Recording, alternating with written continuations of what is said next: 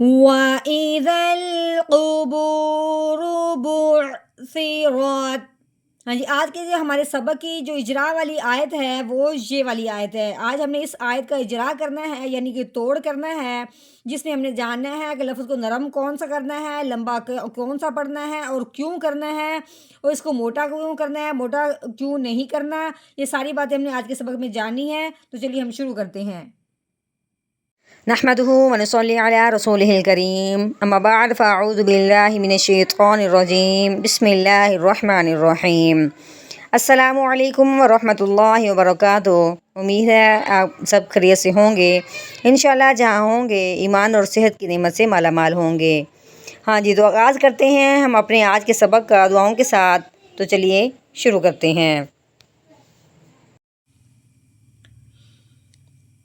اللهم صل على سيدنا ومولانا محمد وعلى آل سيدنا ومولانا محمد وبارك وسلم۔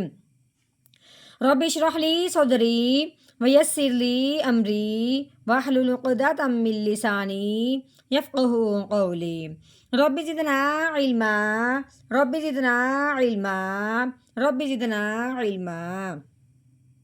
اعوذ باللہ من الشیطان الرجیم، بسم اللہ الرحمن الرحیم۔ ہاں جی، واؤ کے اوپر زبر لگی ہوئی ہے۔ واؤ کے اوپر زبر آئے تو کیسے پڑھتے ہیں؟ واؤ زبر وا۔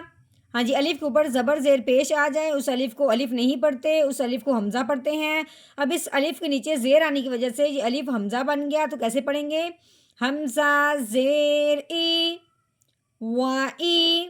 ہاں جی، زال کے اوپر زبر ہے، آگے یہ جو الف ہے یہ الف ہے، ان دونوں الف کو نہیں پڑھیں گے کیونکہ آگے لام کے اوپر جزم آ گئی ہے، لام ساکن ہو گیا۔ ساکن حرف جو ہوتا ہے وہ پچھلے والے کو اپنے ساتھ ملاتا ہے۔ اب ان الف کے اوپر تو کچھ بھی نہیں لگا ہوا، اب ہم نے زال کو لام کے ساتھ ملا دینا ہے، تو کیسے پڑھیں گے؟ لام زبر ذل وَإِذَا۔ ہاں جی، قوف کے اوپر پیش لگی ہوئی ہے، قوف پیش قو۔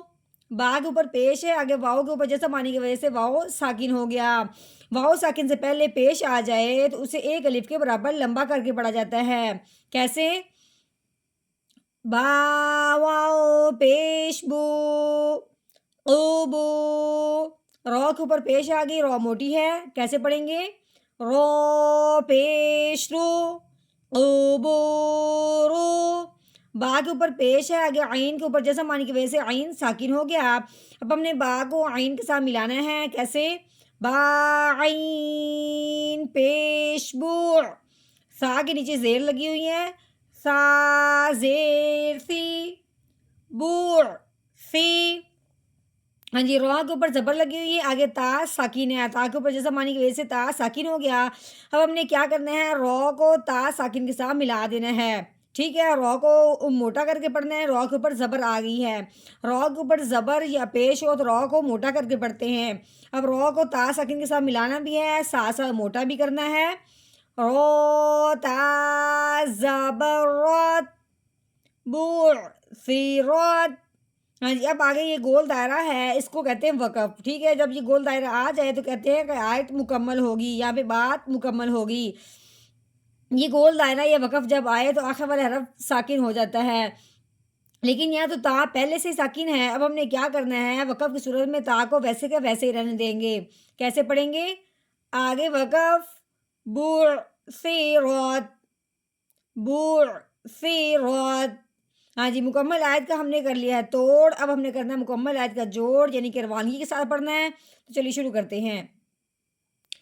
وَإِذَا الْقُبُورُ بُعْثِرَتْ وَإِذَا الْقُبُورُ بُعْثِرَتْ۔